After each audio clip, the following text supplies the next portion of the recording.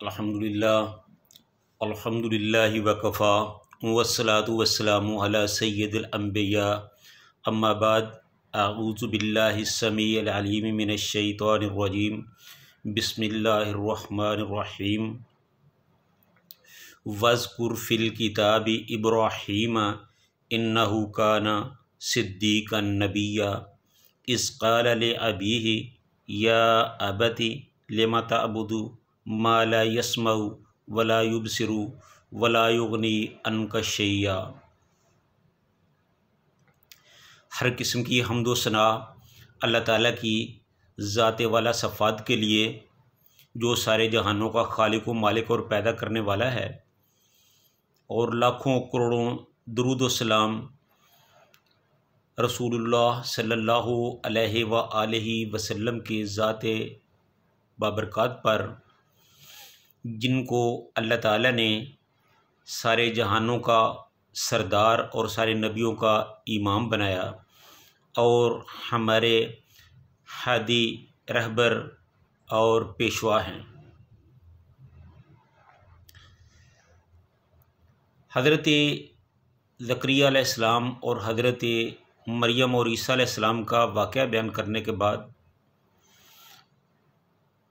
इस मौका पर अल्लाह ताला ने रसूलुल्लाह सल्लल्लाहु अलैहि वसल्लम से फरमाया कि वज़्कुर फ़िल किताबि इब्राहीम इन्नहु काना सिद्दीक़न नबिय्या, के ए मेरे पैगंबर हज़रत मोहम्मद सल्लल्लाहु अलैहि वसल्लम, आप इस किताब में यानी कुरान पाक में हज़रत इब्राहीम अलैहिस्सलातु वस्सलाम का ज़िक्र फरमाइए।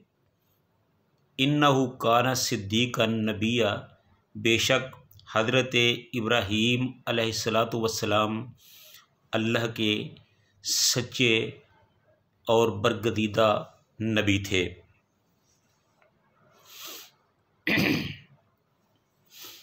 तौहीद के मुनकर दो किस्म के लोग थे। एक यहूदो नसारा, जिन्होंने ईसा और अज़ैर अलैहिस्सलातु वस्सलाम को अल्लाह का बेटा करार दे लिया और इस तरह शिरक में मुब्तला हो गए।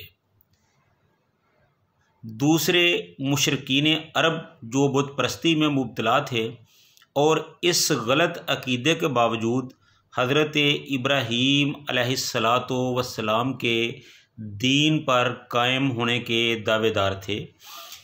यहाँ से हज़रत इब्राहीम अलैहिस्सलाम का किस्सा बयान करके इनकी तरदीद मकसूद है, ताकि मालूम हो कि किस तरह इब्राहीम अलैहिस्सलाम ने अपने बाप और कौम को बुत परस्ती से निकालने की कोशिश की और बिलाखिर वतन रिश्तेदारों को छोड़कर अल्लाह की राह में हिजरत की। मगर ए मुशरिको, तुम हो कि एक तरफ तो इनकी औलाद में से हो और उनके दीन पर होने के दावा भी करते हो, लेकिन दूसरी तरफ बुत परस्ती की लानत में गिरफ़्तार हो। तौहीद की आवाज़ उठाने वालों को यानी रसूलुल्लाह सल्लल्लाहु अलैहि वसल्लम को और उनके साथियों को वतन से निकल जाने पर मजबूर कर रहे हो। अगर तुम वाकई इब्राहीम अलैहिस्सलाम के दीन के पैरो हो तो इस शिरक पर अमल पैरा होने और तौहीद परस्तों से दुश्मनी का क्या मतलब। इब्राहीम अलैहिस्सलाम को सिद्दीक इसलिए फरमाया कि वो बात में बहुत सच्चे थे और अपने रब के साथ मामले में भी सच्चे थे।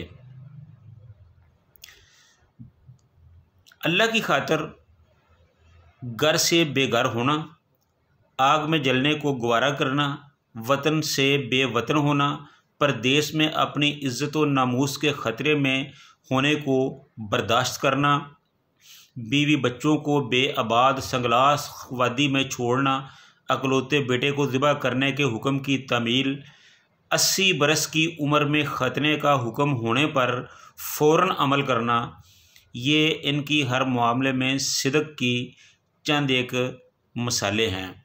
ये थे हज़रत इब्राहीम अलैहिस्सलातु वस्सलाम, जो अल्लाह के सच्चे और बरगदीदा पैगंबर थे। इस काल अबीही, या अबती लिमा ताबुदु मा ला यस्मउ वला युबसिरु वला युगनी अनका शैया।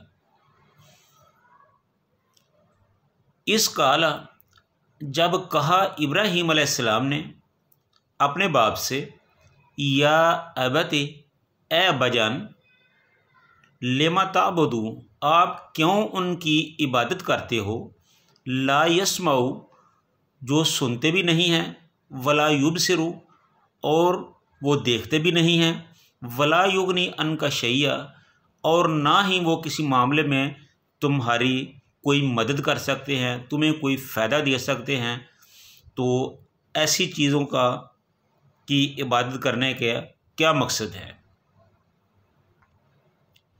तो सबसे पहले तो इससे मालूम यही होता है कि हज़रत इब्राहीम अलैहिस्सलाम के जो वालिद थे वो बुत परस्त थे, बुत परस्ती पर कायम थे। हज़रत इब्राहीम अलैहिस्सलाम ने उसे नहायत अदब, नरमी और हुस्न इखलाक और बेहतरीन दलाइल के साथ बुत परस्ती तर्क करने की नसीहत की कि कहीं वो बड़ेपन और ज़िद में आकर हक़ से इनकार ना कर दें।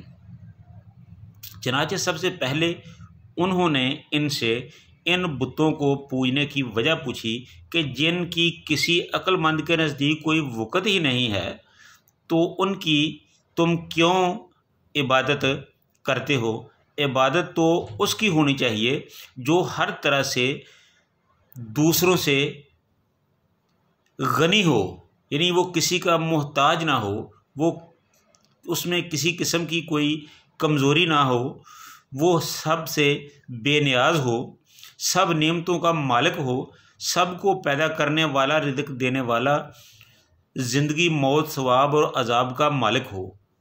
इब्राहीम अलैहिस्सलाम ने अपने बाप की तवज्जो इस तरफ दिलाई कि साहिब अक़ल को लाज़िम है कि जो भी करे किसी सही मकसद के लिए करे। जो भी चीज़, कोई भी चीज़ या शख्स जो ज़िंदा हो, साहिब अक़ल हो, सुनता हो, देखता हो, कोई फ़ायदा या नुकसान भी पहुँचा सकता हो, मगर अदम से वजूद में आया हो और उसका कोई इख्तियार और उस किसी और का अता करदा हो, तो अक़ल सलीम इसकी इबादत में आर महसूस करेगी। यानी कि ऐसी चीज़ जो किसी का कोई फ़ायदा ही नहीं कर सकती, जो जिसके इख्तियार में ही कुछ नहीं है, तो उनकी इबादत करने का क्या फ़ायदा? इबादत उसी की होनी चाहिए जो खुद तो किसी का ज़रूरतमंद ना हो, जो खुद तो किसी का मोहताज ना हो, लेकिन वो दूसरों की ज़रूरत पूरी करने पर कादिर हो। तो इस तरह हज़रत इब्राहीम अलैहिस्सलाम ने अपने बाप को इस बात पर अच्छी तरह उनकी तवज्जो दिलाई कि जिन चीज़ों की या जिन बुतों की तुम पूजा करते हो, परस्तश करते हो, वो इस काबिल नहीं हैं कि वो तुम्हारी कोई मदद कर सकें, तुम्हें कोई फ़ायदा दे सकें। इसलिए बेहतर है कि तुम इन चीज़ों को छोड़कर अल्लाह वाहिद क़हार की इबादत करो। तो अल्लाह ताला से दुआ है कि अल्लाह ताला हमें तौहीद और रसालत को समझकर उस पर अमल करने की तौफ़ीक़ अता फ़रमाए। व आखिरु दावाना अनिल हम्दुलिल्लाहि रब्बिल आलमीन।